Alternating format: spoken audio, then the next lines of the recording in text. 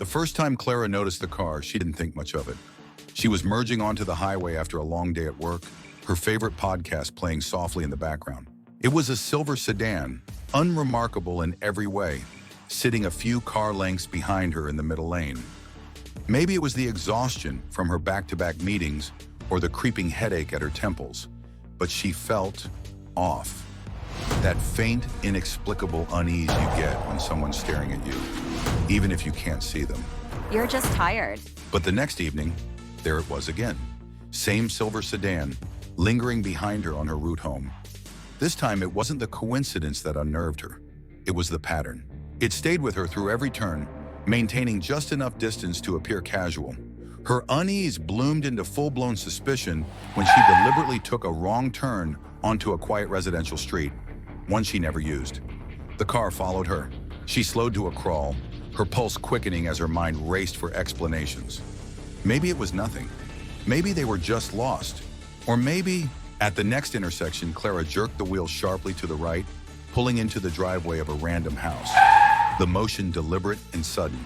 She turned off her headlights and waited, holding her breath. Silver sedan passed by, its brake lights flashing briefly, just for a moment, before it continued down the street. Clara's hands trembled as she gripped the steering wheel, the silence in the car now deafening. She waited there for a few minutes, her heart pounding in her chest. It wasn't until she was sure the street was empty that she reversed back onto the road and sped toward home, the comforting glow of street lights her only solace.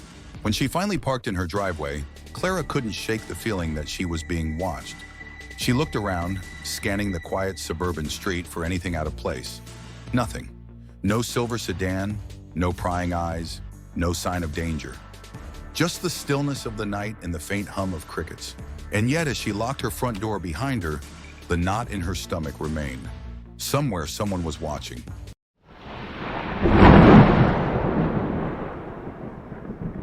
Clara awoke the next morning with an unshakable heaviness in her chest.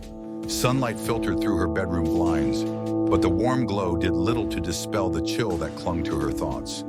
The memory of the silver sedan trailing her was as vivid as if it had just happened. Clara went about her morning routine, coffee brewing, eggs sizzling on the stove. But her movements were mechanical, her focus elsewhere. Every small noise made her jump. The hiss of the kettle, the rustle of leaves against the kitchen window. Get a grip, Clara. Still, as she backed out of the driveway and drove toward work, Clara couldn't stop herself from checking her mirrors every few seconds. Her eyes darted between parked cars and passing vehicles, searching for anything or anyone out of the ordinary. The hours at work passed in a blur. Clara was usually the kind of person who thrived in the chaos of her marketing agency. But today, her mind was elsewhere. The office parking lot was nearly deserted, lit only by dim overhead lights. Clara quickened her pace, the sound of her heels clicking against the asphalt echoing in the stillness. See? Nothing to worry about. As she stepped out of the car, a faint sound reached her ears, the crunch of gravel underfoot, just behind her. Clara whipped around, her heart leaping into her throat, but there was no one there, just the night stretching out in silent darkness.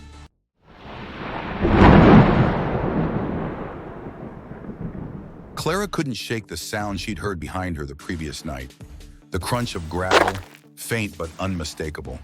She'd barely slept, her ears tuned to every creak and groan of her house, her mind replaying the uneventful but unnerving moments over and over again. By morning, she was exhausted, but she forced herself to go about her day. If she gave in to the fear, it would win. Still, she couldn't ignore the nagging feeling that something wasn't right. The idea of someone watching her, following her, it wasn't paranoia anymore. It felt real, and that was the worst part, not knowing who or why. By the time she arrived at work, her nerves were frayed. She parked her car and stepped out, glancing around the lot. Everything seemed normal. The usual cars, the same nondescript office building. But when Clara walked away, she caught herself looking back at her vehicle.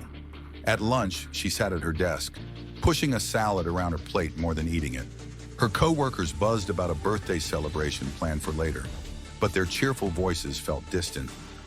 Clara was preoccupied, her thoughts looping back to the silver sedan and the sound of gravel.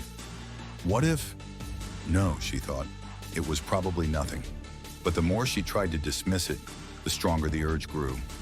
She couldn't let the doubt linger any longer. When her workday ended, Clara made a beeline for her car, her heart racing for no reason she could explain.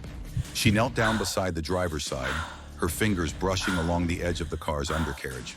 Her breathing quickened as she fumbled for her phone, using its flashlight to sweep the shadows beneath her car. And then she saw it, a small black device, magnetized to the frame.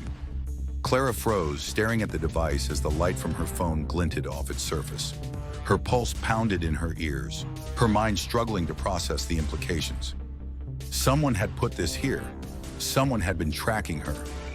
Her fingers trembled as she reached for the device, her instinct to rip it off and throw it as far as possible. But she stopped herself. What if removing it alerted whoever was watching her? Clara stood up, her knees weak. Her mind raced with questions. Who had done this? How long had it been there? And, perhaps most terrifying of all, what did they want? For a moment, she considered going straight to the police, but she remembered the way they'd brushed off her concerns last time. The polite but dismissive tone. No evidence, they'd said. Well, now she had evidence. Taking a deep breath, Clara forced herself to think rationally. She pulled out her phone and snapped a picture of the device. Then carefully, she slid into the driver's seat and drove home, her eyes flicking to the rear view mirror at every turn. When she got home, she parked in the garage, the door shutting behind her like a protective barrier. But even the walls of her own home couldn't quiet the fear rising inside her. Clara locked the doors, checked the windows, and paced the living room, clutching her phone as though it were a lifeline. She couldn't do this alone.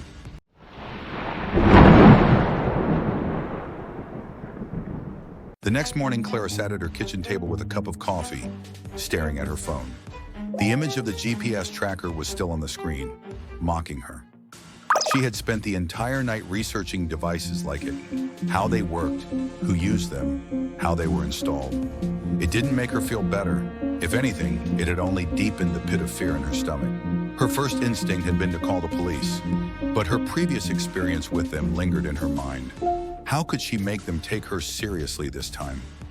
Clara rubbed her temples, exhaustion clouding her thoughts. She needed a plan. I need to talk to you. Can you come over? It's important. Of course. Are you okay? I don't know. Just come over, okay? Within 20 minutes, Mia was at Clara's door, her expression shifting from cheerful to serious the moment she saw her friend's pale face and tired eyes. Someone is definitely following you. This isn't just in your head. Thanks for confirming my worst fears. I'm sorry, but you can't keep this to yourself. You need to go to the police. They didn't believe me last time. They'll just think I'm imagining things. Not this time. You have proof now. They can't ignore this. What if we take it to a private investigator first? Someone who can dig into this without dismissing you. Do you know someone? I know a guy. He helped my cousin once with a complicated situation. He's discreet and thorough. Okay, let's call him. You're not alone in this. We'll figure out who's doing this, I promise. Even with Mia's support, the fear hadn't gone away. If anything, it had only grown.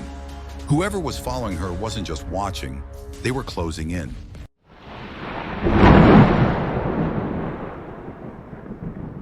The morning air carried a chill, and Clara found herself gripping her coffee mug as if its warmth could somehow steady her nerves. By 9 a.m., Clara pulled into the parking lot of a modest office building on the outskirts of town. A small plaque near the door read, Jordan Banks, Investigative Services. The reception area was small but tidy, with walls lined with framed newspaper clippings and certificates. Jordan Banks was tall and lean, with silver streaks in his hair, and a calm, calculating presence. Clara, it's nice to meet you. Please, have a seat. So Mia gave me a brief rundown, but I want to hear it from you. Tell me everything. Do you think the police will take it seriously now that I have proof? They might, but police investigations can be slow, especially without a clear suspect. That's where I come in. My job is to figure out who's behind this and why. First, I'll need to examine the tracker you found. There's a chance it could give us a lead. Serial numbers, manufacturer details, maybe even fingerprints if we're lucky. Did you bring it with you? It's still in my car. I didn't know if removing it would alert someone. That was smart. Leaving it in place means they don't know you found it. I'll come to your house and take care of it. And Clara, you're not alone in this. We'll get to the bottom of it.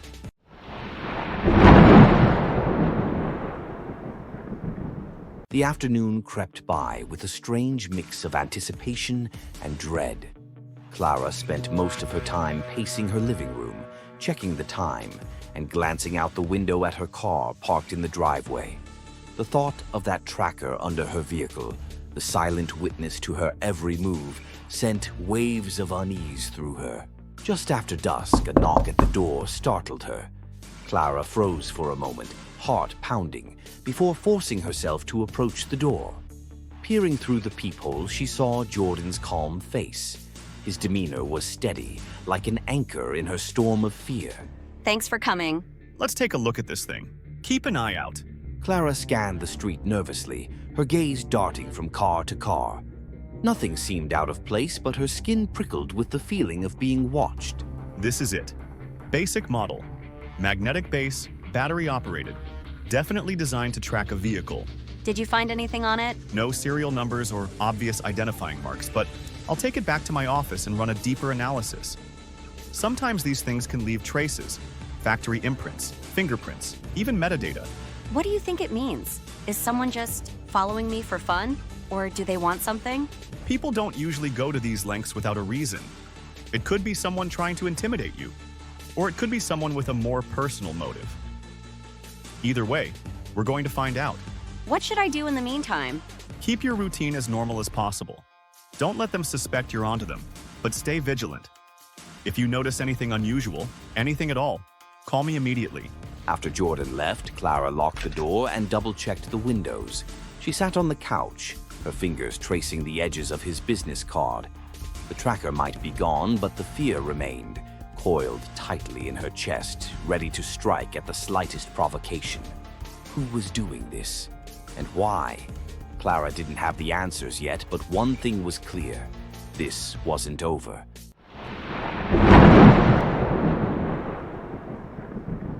The following morning, Clara found it hard to leave her bed. The weight of the past few days pressed down on her like a heavy blanket, rooting her in place. She stared at the ceiling, wondering if she would ever feel safe again. The GPS tracker might be gone, but whoever had put it there was still out there, still watching. Hey, How are you holding up? I'm okay, I guess. Jordan took the tracker last night. He said he's going to analyze it. That's a good step. It means you're doing something about it.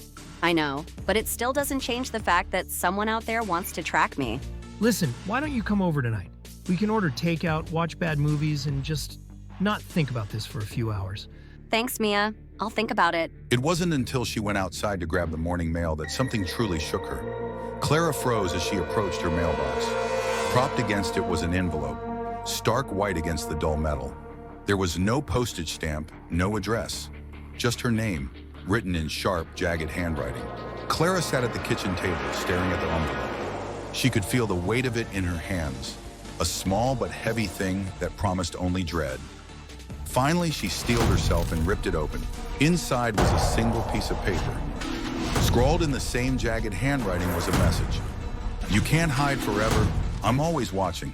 They left a note at my house. They know where I live.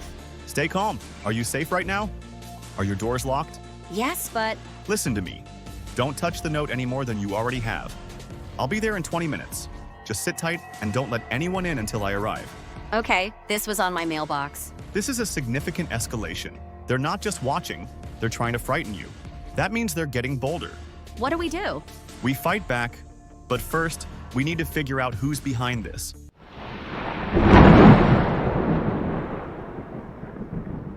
Jordan left Clara's house an hour after he arrived, the note sealed carefully in an evidence bag. Clara watched him go, her stomach churning with unease. His reassurance that they were taking steps toward uncovering the stalker's identity had offered a fleeting sense of control. But as the door closed behind him, the silence of the house felt more suffocating than ever. Clara couldn't sit still. Every creak of the floorboards, every distant car passing down the street made her jump. Her house, which had once been her sanctuary, now felt more like a cage, with invisible eyes peering in through the bars. By the time night fell, she'd locked and relocked every door and window, double-checking each latch like a ritual. Her phone buzzed on the counter, and she startled. It was a text from Mia. Any updates? Jordan took the note. He says it's a sign they're getting bolder. That's terrifying. Are you okay? Do you want me to come over? I'll be okay. Thanks, though. Just say the word. I'm here for you. Clara set the phone down with a sigh. As much as she hated the isolation, she knew she had to face this on her own. Whoever was behind this wanted to control her, to make her feel helpless, and she refused to let them win. Hours passed, the stillness of the night punctuated only by the occasional sound of the wind rattling the windows. Clara sat on the couch pretending to watch a movie while her mind raced through worst-case scenarios. She was on the verge of turning in for the night when her phone buzzed again. Did you like my note? I just got this. What should I do? Ignore it. Block the number. I'll look into this tomorrow. Clara nodded to herself, though it offered little comfort. She blocked the number and set her phone face down on the counter, as if that simple act could shut out the looming threat. But sleep didn't come easily. She lay in bed, staring at the ceiling, her mind replaying the message over and over. By the time she drifted off, the faint glow of dawn was creeping through her curtains. And even in sleep, the unease lingered, curling around her dreams like a shadow she couldn't escape.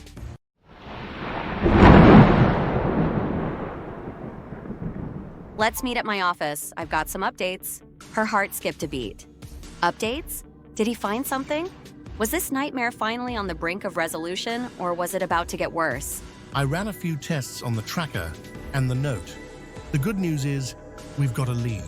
What kind of lead? The tracker itself didn't give us much. It's a basic model, the kind you can buy online without leaving a trace. But the note? That was a different story. The paper used for the note had trace amounts of a particular type of adhesive on it. It's commonly used in a specific brand of stationery products, a brand that's only sold in a handful of stores around here. So, we're looking for someone who bought that brand of stationery? Not exactly. I also had the handwriting analyzed. It's a long shot, but there are certain quirks in the way the letters were formed, like the jagged edges. It suggests the writer could be using their non-dominant hand to disguise their normal handwriting. So, they're trying to hide who they are. Precisely. This isn't random. This person is calculating. They're taking steps to cover their tracks, but mistakes like this could help us narrow down the possibilities. Did you find out anything else? I did. I reviewed footage from a few stores that sell the stationery brand. This image is from the store closest to your house, taken 3 nights ago. Do you know who this is? I thought you might say that. A lot of stalking cases involve someone the victim knows. An acquaintance, a co-worker, sometimes even a friend. We'll keep digging, but I need you to think back. Has anyone in your life been acting unusual? Reaching out more often? Asking too many questions? I don't know. Maybe I just haven't been paying close enough attention. Take your time. These things often don't click right away. In the meantime, I'll keep analyzing this footage and see if I can find more images. Whoever this is, we'll get to them, I promise.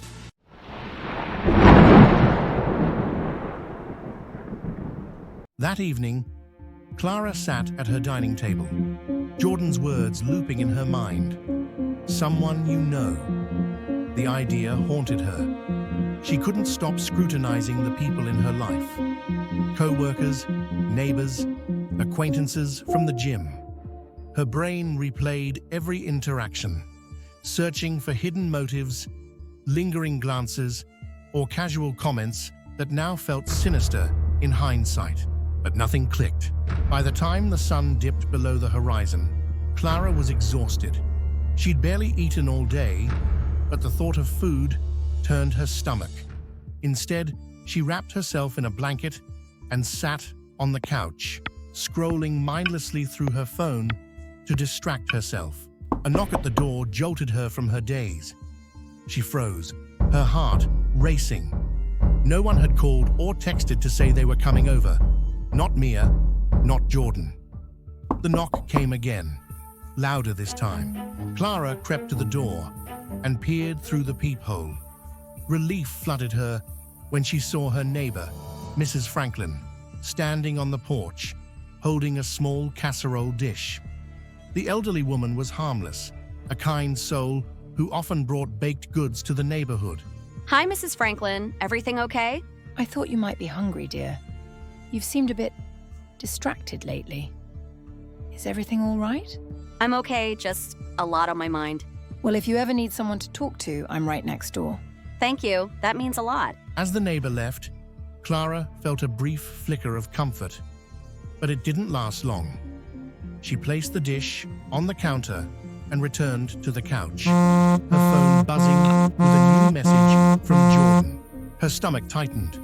What had he found, and why couldn't it wait until morning? She typed out a quick reply asking for details, but Jordan's response was curt. Clara set her phone down, her nerves fraying at the edges. Jordan's cryptic messages left her more uneasy than ever. She double-checked the locks on her doors and windows before heading to bed, her mind racing with worst-case scenarios. Sleep was elusive. Every creak of the house, every gust of wind outside made her sit up and listen. At some point, exhaustion overtook her, and she drifted into an uneasy sleep. She woke suddenly in the middle of the night, her room bathed in shadows. Something had woken her, but she wasn't sure what. She lay still, straining to hear. There it was, a faint noise, like footsteps outside her window. Clara's breath caught. She reached for her phone on the nightstand, her fingers trembling as she dialed Jordan's number. It rang once, twice, 3 times before going to voicemail. She cursed under her breath, her heart pounding as the sound of footsteps moved closer, and then silence. Clara held her breath, listening intently. Minutes passed, though they felt like hours. When the sound didn't return, she mustered the courage to peek out the window. The street was empty, bathed in the pale glow of a street lamp. No shadows, no movement, but the fear lingered. Clara spent the rest of the night curled up in bed, the phone clutched tightly in her hand. Morning couldn't come soon enough, and with it, she hoped, answers.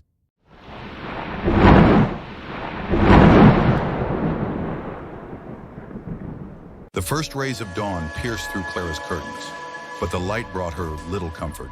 She sat up in bed, her body aching from a night of restless half-sleep. Her phone still sat on the nightstand, and she checked it instinctively. No missed calls or texts from Jordan. The silence was deafening. Determined not to let the night's events consume her, Clara forced herself through her morning routine. Coffee, a shower, fresh clothes. It all felt mechanical, a fragile mask of normalcy over the storm brewing inside her. Jordan? Good morning, Clara. Are you all right? I think so, but something happened last night. I heard footsteps outside my window. I called you, but you didn't pick up. I'm sorry I missed your call. I had to work through the night on something that might finally give us answers. What did you find? I traced the purchase history of the stationery we discussed. It wasn't easy, but I managed to narrow it down to a handful of buyers in your area. One name stood out. Who? I don't want to jump to conclusions, but I'd like to show you what I've uncovered in person. Can you meet me at my office? I'll be there. When she arrived, Jordan was waiting for her in the small, cluttered office. He wasted no time motioning for her to sit as he pulled out a folder thick with papers. I reviewed surveillance footage from multiple stores that sell the stationery. It wasn't easy to find a clear image, but I finally got one. I think I've seen him before at the coffee shop I go to. He works there, doesn't he? That's what I thought too. His name's Evan. He's an employee at the coffee shop near your house. I'm digging into his background now, but this gives us a starting point. What do we do now? For now, I want you to avoid any contact with him. Don't go to the coffee shop. Don't acknowledge him if you see him. I'll keep digging to confirm his involvement, but if you see him near your home or anywhere unusual, call me immediately. And Clara, stay vigilant. This isn't over yet.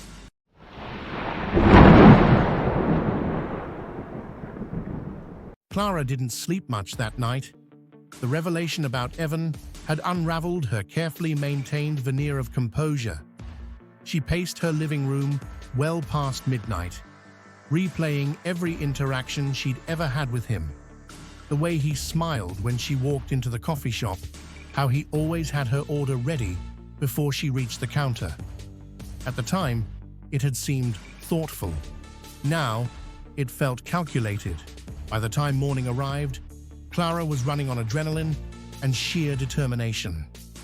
She wasn't sure what scared her more, that Evan might be her stalker, or that this nightmare was still far from over. Jordan's words echoed in her mind. Stay vigilant. She spent the morning glued to her window, scanning the street for any sign of the silver sedan or anyone suspicious. Her house, once a sanctuary, now felt like a fishbowl, vulnerable and exposed. She couldn't shake the feeling that unseen eyes were watching her every move. The knock at her door startled her so badly that she dropped the mug she was holding. The ceramic shattered on the kitchen tile, but Clara barely noticed. Her heart raced as she crept toward the door, peering through the peephole. You scared me. Sorry, you don't look so good. Have you slept? I can't stop thinking about Evan. What if Jordan's right? What if it's him? You don't know for sure yet. Jordan's still investigating, right? Yeah, but what if he comes here? What if he tries something? You're not alone in this. Jordan is on it, and I'm here for you. You don't have to face this by yourself. Clara checked her phone and saw a new text from an unknown number. Her stomach twisted as she opened it. You shouldn't have told anyone. What's wrong? What if they're watching us right now? This changes things. They're escalating. They know we're getting closer. What do we do now? We fight back. We're not letting them win. We can't sit and wait for them to make the next move. You're right. We need to be proactive. He began sorting through the evidence they'd collected so far. The GPS tracker, the note, the photos from the surveillance footage. Clara watched him work, a strange sense of calm settling over her. He wasn't just investigating, he was piecing together a puzzle, each fragment bringing them closer to the truth. I think we can use this. If we can track his movements over the past few days, we might find a pattern, or even catch him in the act. What do you need me to do? Evan might recognize me, but he won't expect you. If you're up for it, you could help us keep an eye on him. He may lead us to more evidence. I'll do it. Good, but you won't be alone. I'll be nearby, and we'll have a safe plan in place if anything goes wrong. The next morning, Clara arrived at the coffee shop, her heart pounding as she pushed open the door. The familiar aroma of roasted beans filled the air, but the comfort it usually brought was absent. Morning, Clara. The usual? Yes, please. As Evan prepared her drink, Clara glanced toward the window where Jordan's car was parked across the street. She couldn't see him, but she knew he was there, watching, ready to step in if needed. Have a great day. You too. You did great. Stay close to your house for now. I'll see if he does anything out of the ordinary.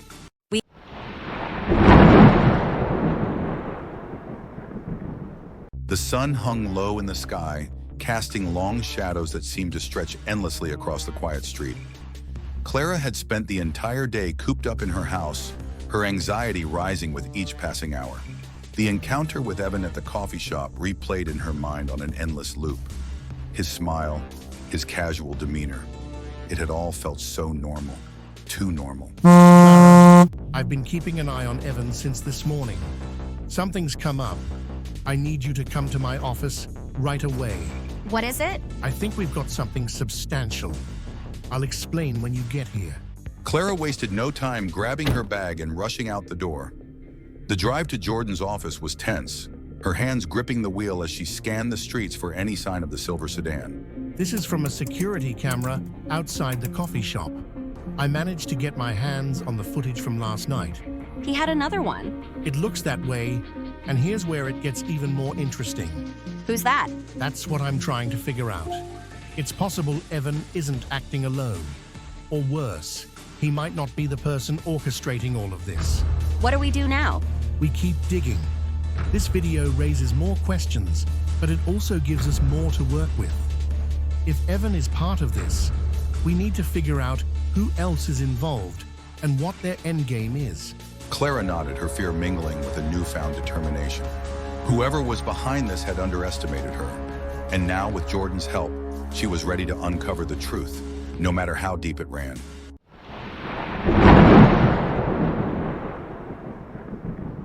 We need to do more than just watch. If they're working together, we have to figure out what they want. Why are they doing this? I agree, but rushing into action without a clear strategy could backfire. We need more information before we can make our move. I've been looking into Evan's recent activities, his work schedule, any interactions that stand out. This guy doesn't exactly have a spotless record. He has a history of minor run-ins with the law. Nothing serious, but enough to raise a red flag. Like what? Petty theft, trespassing, and most interestingly, a restraining order filed against him by a former co-worker.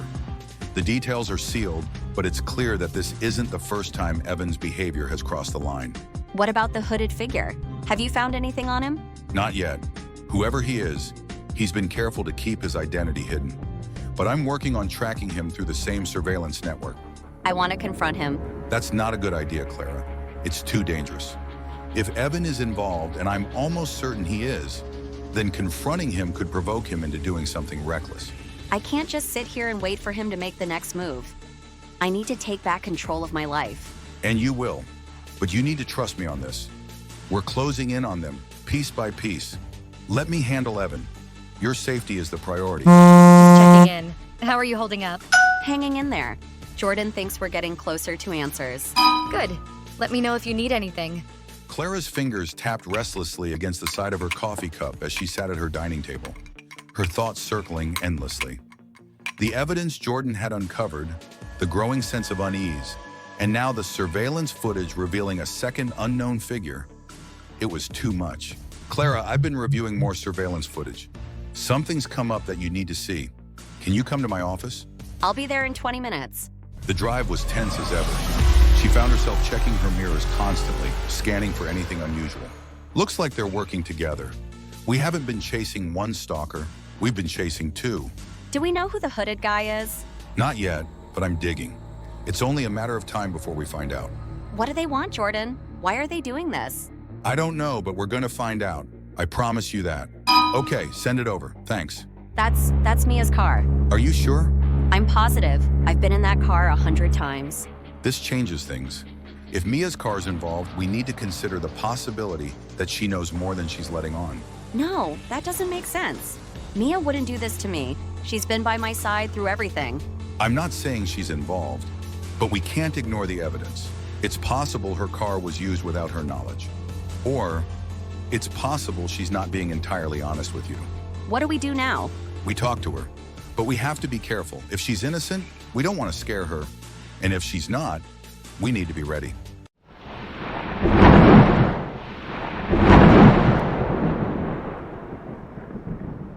She seemed surprised, shocked even. She swore she had no idea her car was involved. And you believe her? I think so, but I don't know, Jordan. She seems sincere, but what if she's hiding something? What if she doesn't even realize she's been pulled into this? It's possible. Sometimes people get caught in these situations without fully understanding how. Or she could be lying. Either way, we need to keep an eye on her. What do we do now? I've been digging into Evan's background further, and I found something that might connect the dots. There's someone he's been in contact with frequently over the last few months. A name that came up on several phone records. Who? Mia. That doesn't make sense. Why would Mia be talking to Evan? She doesn't even go to that coffee shop. That's what we need to figure out. It could be completely innocent, or it could be something more. We don't have enough to draw conclusions yet. Not yet. If you confront her now, it could push her into a corner. If she's innocent, it might damage your relationship. And if she's guilty, it could make her dangerous. So what do we do? We wait. I'll keep digging. In the meantime, I need you to stay alert. If Mia reaches out to you, act normal. Don't let on that you know anything. I hate this, Jordan. I hate feeling like I can't trust anyone. I know, but we're getting closer. Stay strong, Clara.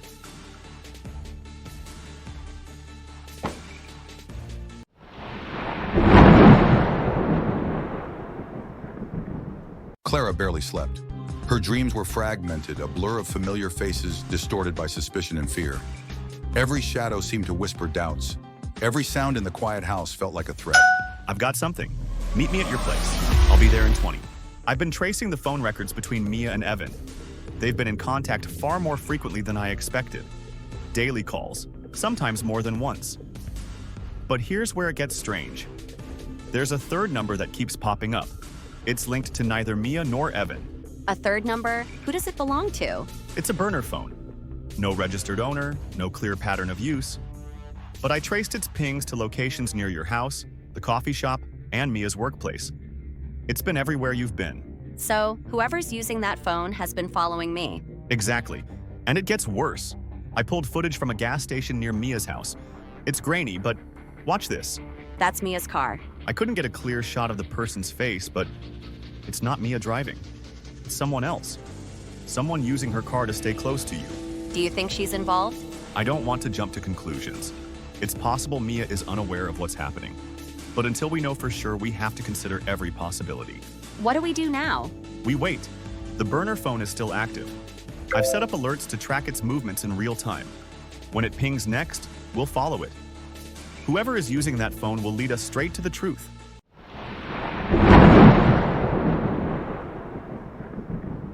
The air in Clara's house was thick with anticipation as she paced the living room, her phone clutched tightly in her hand. Jordan's words echoed in her mind. The burner phone is still active. When it pings next, we'll follow it. For hours, she had waited for his call, the tension building with every tick of the clock. She couldn't shake the feeling that the end of this nightmare was close. So close, she could almost touch it. And yet the uncertainty gnawed at her. What would the truth reveal? Would it bring her peace or shatter her world even further? We've got a ping. The burner phone is on the move. It's heading toward the industrial area on the edge of town. I'm already on my way there. I'm coming too. Clara, this could be dangerous. I need you to stay safe. I can't just sit here. I need to see this through. I'll meet you there. Fine, but stay in your car until I get there. Promise me. I promise. The drive to the industrial area was nerve-wracking, her headlights cutting through the dark streets as her mind raced. She arrived at the location Jordan had described, a desolate lot surrounded by warehouses and flickering streetlights. Stay close, and if anything feels off, get back in your car and lock the doors. Clara nodded, her heart pounding as she followed Jordan across the lot. They moved quietly, their footsteps crunching against the gravel. Jordan held a small device in his hand, tracking the burner phone signal. It's close. Jordan pushed open the door, the rusty hinges creaking loudly in the silence. They stepped inside, the air damp and heavy with the scent of mildew. The faint glow of a screen caught Clara's eye, and she turned to see a phone sitting on a table in the center of the room. That's it. Jordan. Who's there? For a moment, there was only silence. And then a figure stepped into the dim light, their face hidden beneath a hood. Step back. Clara's breath caught in her throat as the face was revealed. It was Mia. Mia, why are you doing this? You wouldn't understand, Clara. You never did. Mia, how could you? You don't understand, Clara. You never understood. This wasn't supposed to happen like this. Understand what? You've been part of this from the beginning. The notes, the tracker, the messages. You did this to me? Stay where you are, Mia. Don't take another step. Oh, so this is the knight in shining armor? The man who's been playing detective to protect poor, helpless Clara? You have no idea what's really going on. Then tell me, Mia. Explain it to me, because I can't understand why you would do this to me. We were friends. We were friends. But that didn't matter to him. You didn't matter to him. Who? Who are you talking about? Evan. He's the one who started this. He wanted to get close to you, to control you. I tried to stop him, Clara. I really did. But he wouldn't let me. So you helped him instead. You let him stalk her, terrorize her. He found out things about me. Things I couldn't let anyone know. He used it against me, made me do things I didn't want to do. But I swear, Clara, I was trying to protect you. Protect me? By putting a tracker on my car? By letting him invade my life? I thought if I could stay close to him, I could keep him from going too far. I thought I could stop him before he hurt you. And yet, here we are. You didn't stop him, Mia. You became part of it. You don't know what it's like, Clara. You don't know what he's capable of. He's dangerous. More dangerous than you realize. He'll be here. He always comes back to finish what he started. Mia, if you want to make this right, you need to help us. Tell us everything you know. Where has he been hiding? What's his plan? I'll tell you, but you need to promise me something. What? Promise me you'll keep me safe. He'll kill me if he finds out I've turned on him. We'll protect you, but you need to give us everything. He's been watching you for months, Clara.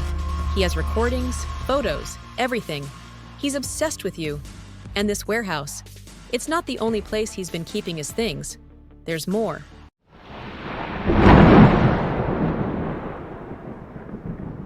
Well, isn't this cozy? I didn't realize we were having a little reunion. That's close enough. It's over, Evan. We know everything. Everything? Somehow, I doubt that. You have no idea what you've walked into. Why, Evan? Why did you do all this? The stalking, the messages, the tracker. What did you want from me? You wouldn't understand, Clara. People like you never do. Everything comes so easily to you. Your perfect little life, your perfect little friends. You never noticed the cracks, did you? Never noticed the people who slipped through. What are you talking about? What cracks? What does any of this have to do with me? One more step, and this ends badly for you. Relax, detective. I'm not here to cause a scene. At least not yet. You really don't remember, do you? All this time, I thought maybe you'd at least have the decency to feel guilty. But no. You erased me as easily as you erase everyone else who doesn't fit your perfect picture. I don't know what you're talking about. You don't remember the guy who sat in the back of your high school biology class? The guy who asked you to prom, only to have you laugh in his face? That guy who spent years trying to put himself back together while you moved on with your perfect little life? This is about that? Evan, that was years ago. It wasn't personal. I didn't mean to hurt you. Not personal. That's the problem, Clara. For you, it's never personal. You walk through life untouched by the wreckage you leave behind. But for me, it's always been personal. What about Mia? Why drag her into this? Mia, she was easy to manipulate. A little pressure here, a little leverage there. It didn't take much. She wanted to protect you, but she's just as disposable as everyone else in your world. Isn't that right, Mia? Shut up, Evan. You don't know anything about me. Oh, I know plenty. And so does Clara now. Isn't that fun? This ends now, Evan. You're not walking out of here. Let's not be hasty. We're all just catching up, after all. Put the knife down, Evan. This is your last chance.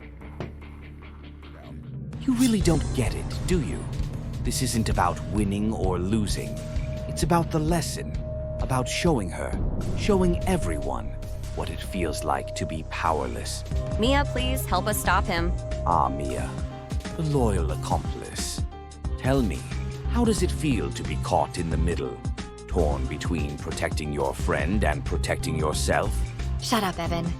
This has gone too far. Just stop this. Walk away. Walk away?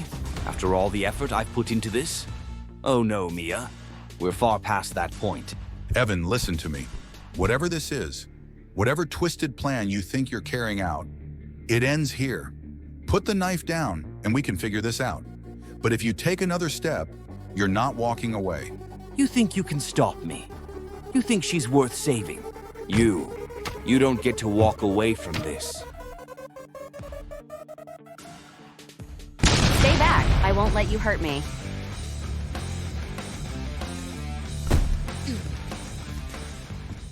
It's over, Evan. The police are on their way. I'm so sorry, Clara. I'm so sorry.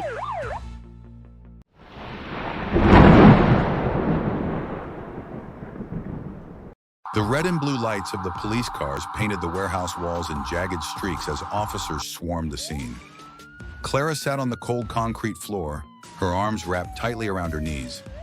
Everything felt surreal, as if she were floating just outside of herself, watching the scene unfold. The chaos around her was muffled, the voices of the officers and the crackle of their radios blending into an incoherent hum. Jordan stood nearby, speaking with the police, his expression serious but composed. He gestured toward Evan, who was being led away in handcuffs, his face contorted with rage and defeat. Clara couldn't bring herself to look at him for long. The sight of him, his hatred, his obsession, was more than she could bear. Mia sat a few feet away, her face buried in her hands. She hadn't spoken since the officers arrived, and Clara didn't know what to say to her. The betrayal still burned in her chest, but so did the faint flicker of understanding. Mia had been caught in Evan's web, manipulated and coerced, but her choices, her lies, had still cut deep. Ma'am, do you need medical attention? No, I'm fine. If you're ready, we'd like to take your statement. We want to make sure we have all the details. Clara glanced at Jordan, who gave her a reassuring nod. Taking a deep breath, she forced herself to her feet and followed the officer to one of the squad cars. She recounted everything: the stalking, the messages, the tracker, Mia's involvement, and the confrontation in the warehouse. The words tumbled out of her like a flood, leaving her drained but oddly lighter. You did good. Is it really over? Evan's in custody, and the evidence we've gathered will ensure he's held accountable. But the emotional scars, those will take time to heal.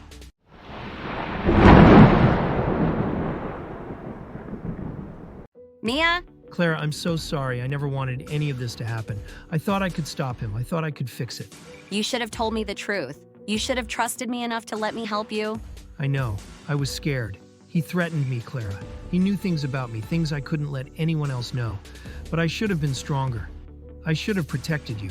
You hurt me, Mia. You lied to me. But I also know what it's like to be scared, to feel trapped. I don't know if I can forgive you. Not yet. But I hope one day I will. You handled that better than most people would. I don't feel like I did. I don't know what to feel anymore. That's normal. What you've been through, it's a lot. But you're stronger than you realize, Clara. You'll get through this.